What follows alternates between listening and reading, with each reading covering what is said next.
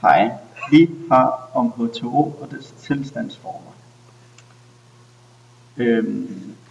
H2O har 3 tilstandsformer. Det har is, vand og damp, som er en gas. Is, det er S-solid, som er en fast form. Det kan vi se her.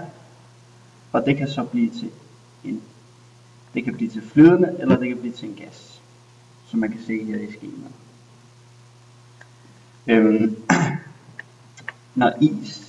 Når vand fryser, det gør det ved 0 grader, så bliver det til en fast form. Og mellem 0 og 100 grader, der er det en flydende form. Og når den rammer 100 grader, så bliver det til damp, altså en gas. Her har vi et billede af is, vand, H2O i fast form, som er is. Når is, atomerne, de er et gitter, og på billedet, der kan I se is.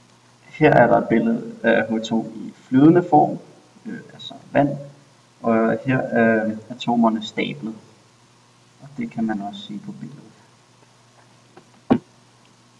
Til sidst har vi et billede af H2 i gasform, altså damp, og der er atomerne spredte.